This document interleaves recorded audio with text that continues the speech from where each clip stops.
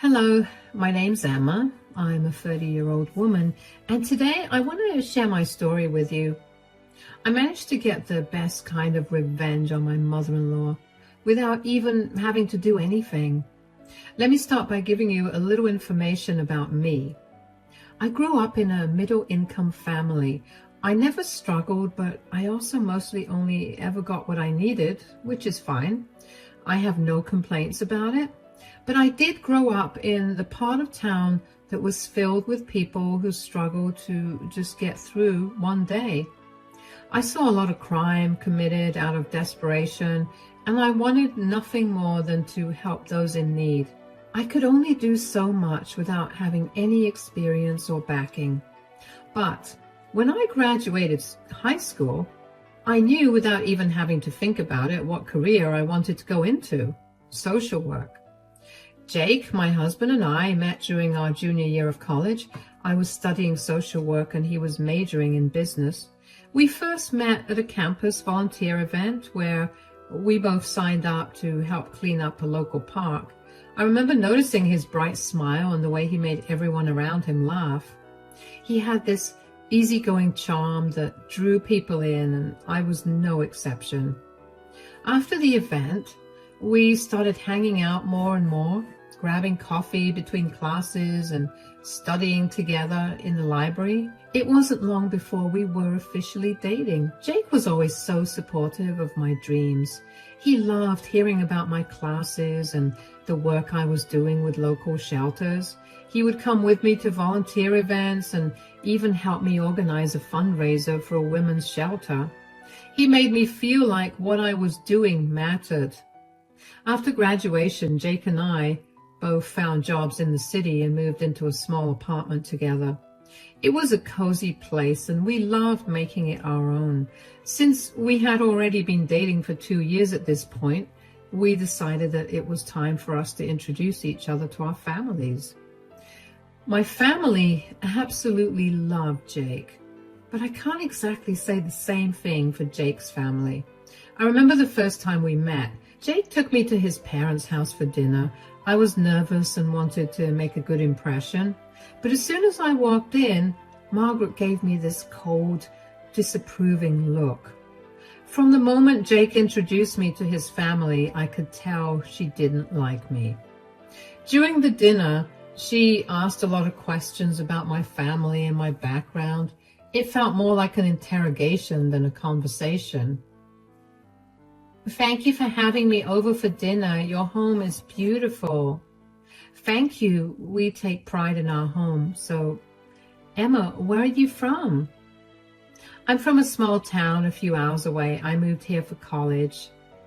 "Of course. Jake talks about you a lot. It's the only reason I even agreed to have you over for dinner." "I hope he's only told you all good things." "We'll see. Have a seat. Dinner is ready." "This looks wonderful. Did you cook all this yourself?"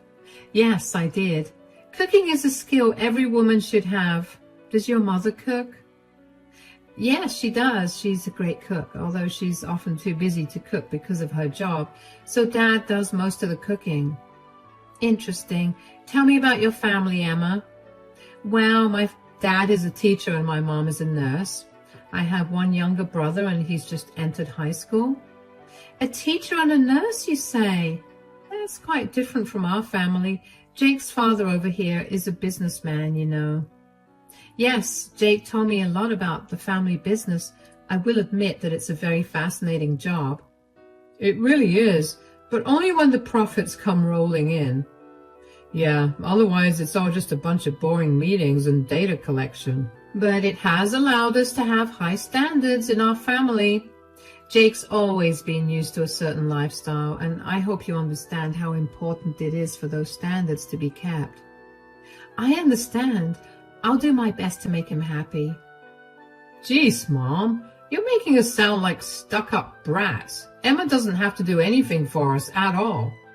"You say that now, but when you finally take over your father's company, you'll understand what it's like to be under the public spotlight. You have to act and look a certain way, or else people will start judging you." "So?" Do you think that Emma should change herself just because you need to look good? I know that your generation doesn't like to think too highly about things like public appearance and etiquette, but the world runs on those things. Oh, that's a load of nonsense. Nobody cares about appearances anymore. As long as she has a good head on her shoulders, Emma will be fine. Okay, you two just want to make me look like a monster, but this conversation is not about that. Tell me, Emma, what did you study in college? I'm a social worker. Social work? That's not a very lucrative field, is it? It's not about the money for me. I want to help people. That's really nice of you. I don't know about that. I just grew up watching a lot of people around me suffering, and I wanted to be able to make things better for them.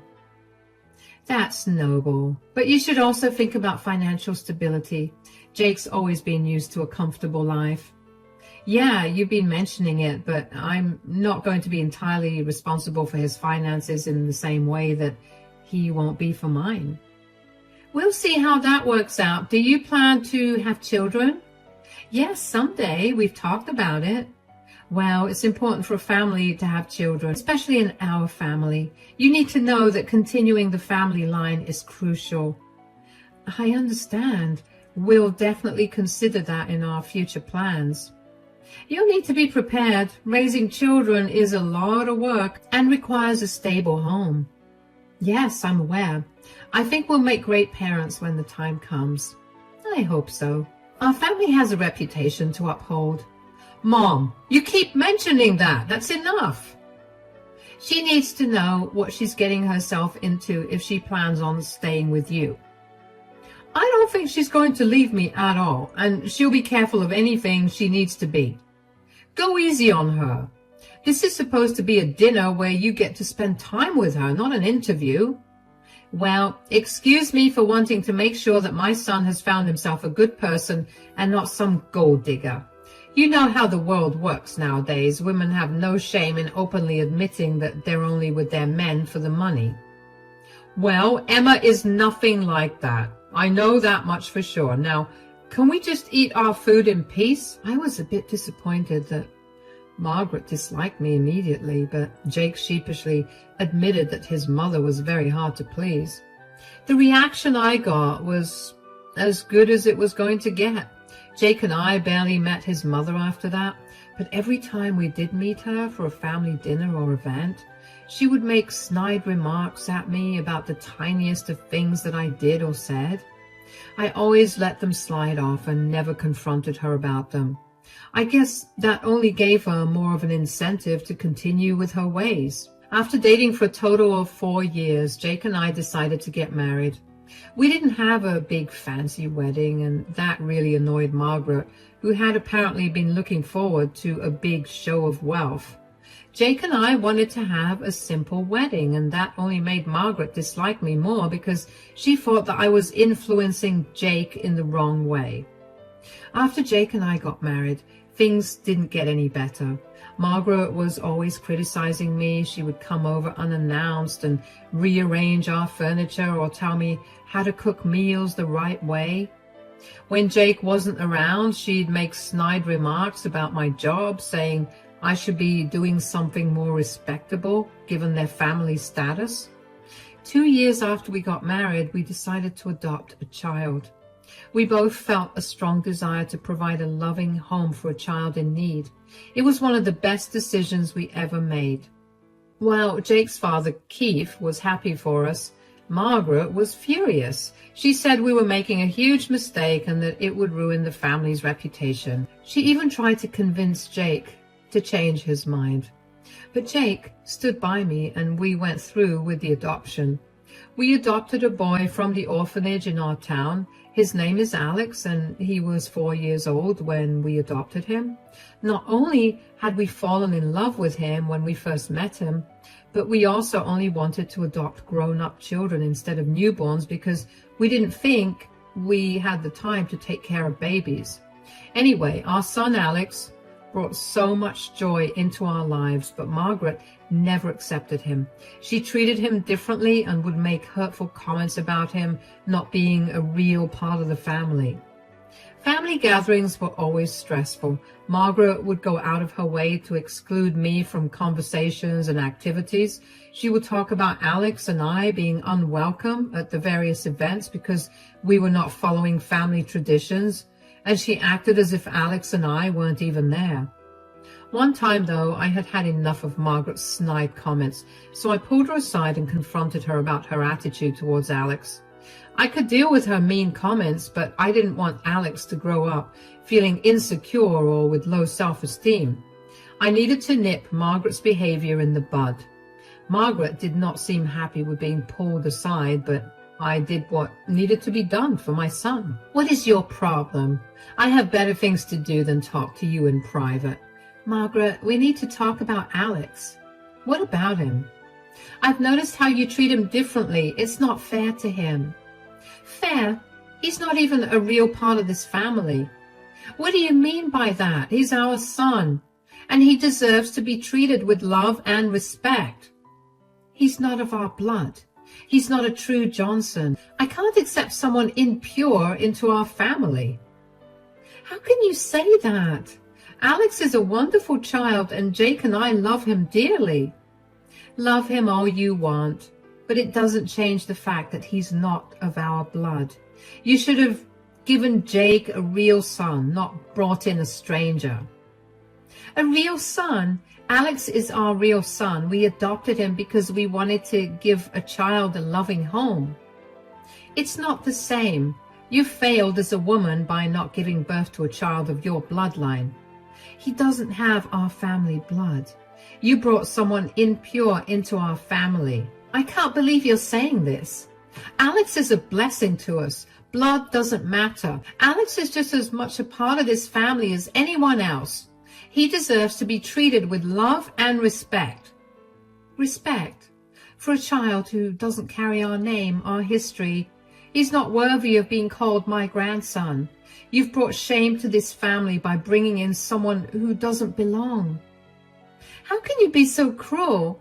Alex is a child who needed a family. We chose to be that family for him. He needed us, and we needed him. You needed him? No, Emma, you needed a distraction because you couldn't fulfill your duty as a woman to bear children. That's not true at all. Jake and I made this decision together. We believe in giving love to those who need it. A real woman would have tried harder to have her own children instead of taking the easy way out. Adopting Alex was not the easy way out. It was a decision made out of love and compassion. We are giving him a family and a future. But not a future with our family's legacy. He's a burden, not a blessing. You should have thought about what this means to us, for our family name. You've ruined everything. Margaret, family isn't about names or blood. It's about love, care, and support. Alex is our son in every way that matters. He'll never be my grandson. He's not one of us, and he never will be. I'm sorry you feel that way, but we're not going to let your narrow-mindedness affect our family. We love Alex, and that's all that matters. You've made your choice, Emma, but don't expect me to accept it. You've brought someone unworthy into this family, and I'll never forgive you for that. Then that's your loss. You're missing out on knowing a wonderful, loving child. We will always stand by Alex, and nothing you say will change that. Do what you want, but don't come crying to me when you realize the mistake you've made. The only mistake here is your refusal to open your heart. We'll be just fine without your approval. Alex is our son, and we love him completely. I've said all I need to say. Don't expect anything from me. I don't. I just wanted you to know that Alex is a part of our family, whether you like it or not, and he's here to stay. After that heated conversation with Margaret, things didn't get better. In fact, they got worse. Margaret continued to treat Alex like an outsider. She refused to acknowledge him as her grandson, making every family gathering tense and uncomfortable. Whenever we visited, she would barely look at Alex, and when she did, it was with a cold, disapproving stare. It broke my heart to see my son treated this way. Jake and I tried to talk to her again, but she was stubborn and unyielding. She refused to see Alex as part of the family. It became clear that no amount of reasoning would change her mind. She was set in her ways and her prejudice ran deep. We decided to go low contact with Margaret for the sake of our sanity and Alex's well-being. We stopped attending family events at her house and limited our visits to only the most necessary occasions. It wasn't easy, but it was the best decision for our family. Alex deserved to grow up in a loving and supportive environment, free from Margaret's toxic behavior. The only person who ever apologized for Margaret's behavior was Jake's father, Keith. I remember the first time he came over to our place by himself, a few weeks after we adopted Alex, and after Margaret had made it clear that she did not approve of him. Keith looked really distressed when he came over, so I invited him into our house and asked him what was wrong. "Hi, Keith. Come on in." "Thank you, Emma." "Is everything okay? You seem upset." "I've just had a lot on my mind recently. I tried to deal with it, but my conscience wouldn't let me keep quiet." "What do you mean? Is everything okay, or should I be worried right now?" "Oh, God, no. I don't want you to be any more worried than you already are. I'm here to talk about Margaret. I'm sorry about her behavior, not only my words, Alex, but also towards you in general." "It's okay, Keith. You don't have to apologize for her." "I know, but I can't stand seeing how she treats you, Alex and Jake." "Well, the woman absolutely hates my guts. I just wish that Alex and Jake weren't caught up in the middle of it all. But that does not mean that I'm going to leave them or let the things she says or does go." "Good. I really like that attitude. What I also wanted to tell you was that I just want you to know that her words don't reflect how I feel." "Thank you for saying that, although I feel like it's pretty clear that's the case considering only you came to apologize." "Margaret would rather watch civilization fall to ruins than admit to making a mistake. But I want you to know that I love Alex. He's part of our family, no matter what Margaret thinks or says." "That means a lot to us, Keith. Thank you for accepting him." "I'm proud of you and Jake for giving Alex a loving home. It was not easy, but we saw a child in desperate need of help, and we couldn't just let him be that way. But all the struggles we faced to get him into our family are worth it because he truly lights up our life. I know that she makes a big deal about it, not producing any biological children, but Jake and I both feel that it'd be really cruel to bring another child into the world when there are already enough children struggling without families." You have no idea how proud I am to call you two a part of my family. You've done something amazing by adopting him. I just wish Margaret could see things this way." "Maybe one day she'll come around." "I hope so, but considering how long I've known her, the chances of that happening are close to zero." "I don't think that will matter anyway. Jake and I have been discussing keeping low contact with Margaret." "Please don't include me in that. I really want to be able to spend time with my only grandson. Lord knows how long I'll get to live. I know that I definitely want to spoil that child senseless before I go." "Don't talk like you're an 80-year-old man. But we'll make sure that you remain included in Alex's life. I'm sure he'd be beyond happy to have you as a grandfather." Keith really did mean every word that he said to me that day.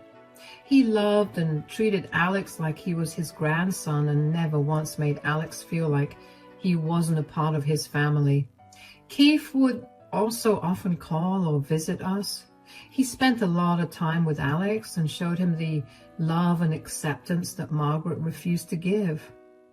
Over the years, Keith became a constant source of support for our family. He attended Alex's school events, celebrating his birthdays with us, and was always there when we needed him. His love and kindness helped to fill the void left by Margaret's rejection. Margaret knew that Keith was very involved in Alex's life and chose to blame me for brainwashing her husband. She hated Alex and me even more, something which I didn't think was even possible. Despite the challenges with Margaret, our family thrived. Alex grew up in a home filled with love and laughter. Jake and I focused on creating happy memories and supporting each other through the ups and downs. We built a strong, united family, and nothing Margaret did could take that away from us. As the years went by, we celebrated many milestones together. Alex did well in school and made many friends. Jake and I continued to support each other, and our bond grew stronger with each passing year. We created our own traditions and surrounded ourselves with people who loved and accepted us for who we were. Then our 10th anniversary approached. It was a significant milestone, and we wanted to celebrate it in a special way. We planned a big party since we didn't really have a big wedding. We very reluctantly invited Margaret, only because we figured that since it was a huge event, we wouldn't have had to deal with her that much. Well, we should have not invited her after all. From the moment she arrived, Margaret was making snide remarks. She walked around commenting loudly on how everything was not quite up to her standards. She criticized the decorations, saying they looked cheap, and complained about the food, claiming it wasn't gourmet enough for such an important occasion. Throughout the evening, she kept making passive-aggressive comments about me and Alex. When she thought I wasn't listening, I heard her telling one of Jake's cousins that adopting Alex was a mistake and that he could never be a real part of the family.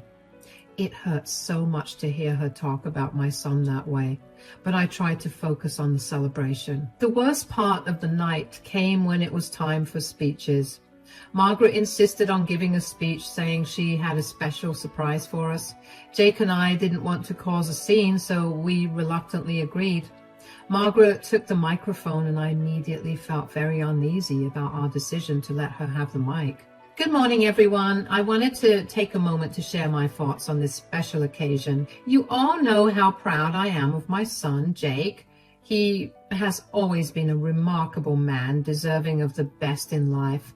When Jake first introduced us to Emma, I had high hopes. I thought she would bring great things to our family, but unfortunately, she has fallen short of my expectations. Emma comes from a background that is, well, quite different from ours. Our family has always prided itself on maintaining high standards and a certain level of sophistication.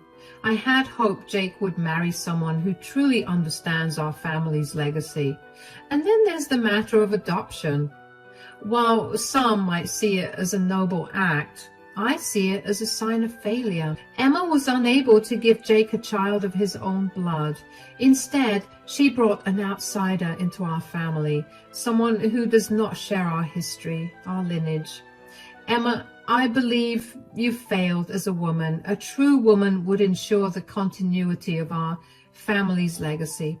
Adopting a child and bringing someone unpure into our family will not continue the legacy of this family. And now we are expected to accept a child who is not truly one of us.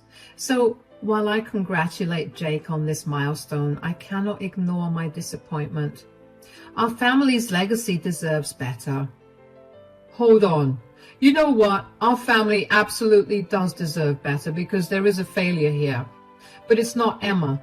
The only thing failing here is our marriage, Margaret. I figured something like this would happen tonight, so I brought these papers with me.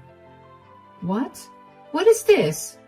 These are divorce papers. I'm beyond exhausted of your toxic behavior. There's only so much that I can bear. I've been on your side with everything you've ever wanted. I let you do whatever you wanted, even if that meant hurting myself. But this, I cannot tolerate it. You can't tolerate me speaking the truth? Truth? You must be joking. There's no truth in anything you're saying. There's only elitism and hatred, none of which I agree with. The only reason I remained silent was because I was too much of a coward to do anything. You can't divorce me for only wanting what's best for this family. Being emotionally abusive to Emma and Alex, trying to manipulate Jake to go back on his decision, and refusing to accept Alex is not what's best for our family. What's best for our family is for you to leave us alone. You're overreacting. You just need to think over things again. You can't let go of our relationship this easily. Oh, believe me, this was no easy decision. I loved you, Margaret, until you became this monster to Emma and Alex. They're such wonderful people, but the hatred in your heart would never let you see that. My family has never been this strict with anyone, and Emma has proved that she isn't some gold digger like you're so afraid of. She's been with Jake for 10 years, for God's sake. There's absolutely no need for you to be so mean towards them. I don't think gold diggers would leave this source of income ever. But they would adopt a kid with the person they're taking money from? You never know. You sound insane. It'll be best for you to be out of this family. Then you'll relearn all the basic values that everybody should have. I don't want that. Tough luck. This is all Emma's fault. You shouldn't be taking this out on me. Don't you see how she's brainwashed you and Jake into agreeing with her disgusting lifestyle and values? She never did anything bad. If anything, she has a better conscience than all of us combined. Even though you treated her like crap, she still treated you nicely. And you had ample time to change your attitude and treat Emma and Alex with kindness. But you never did. Instead, you chose to try and humiliate them on an important day.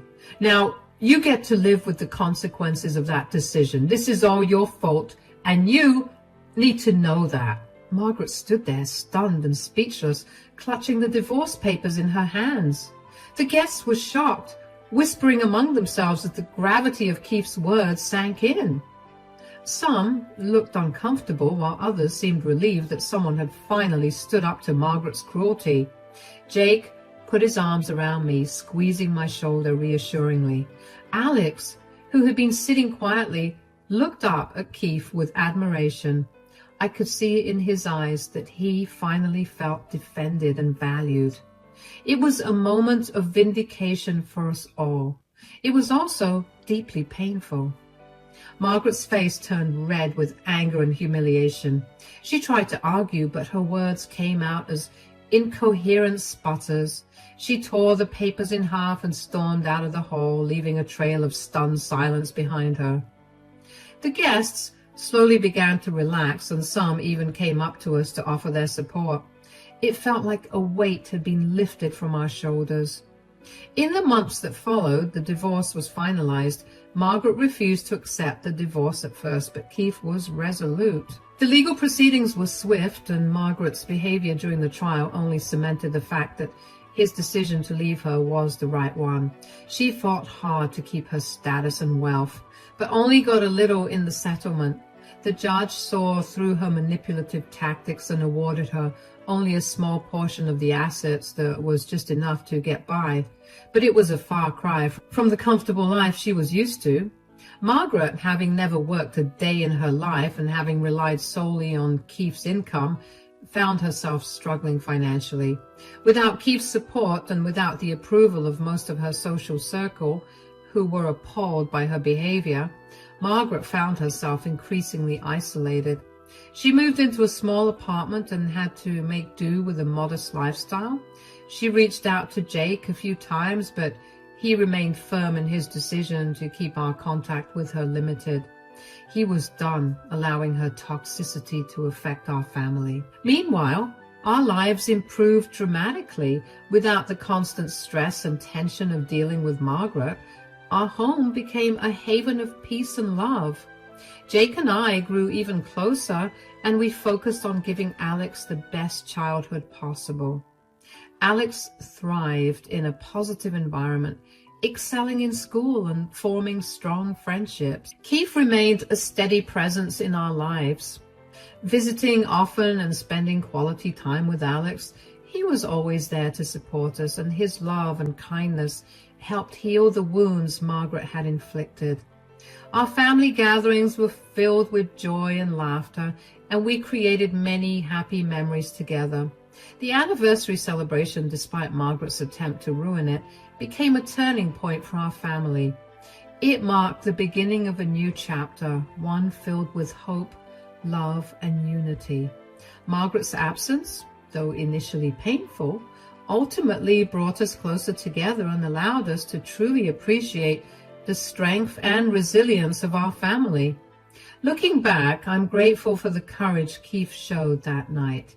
His decision to stand up to Margaret and to prioritize the well-being of our family made all the difference. We learned that family is not just about blood, but about the love and support we give to one another. And in fact, we found our true strength and happiness.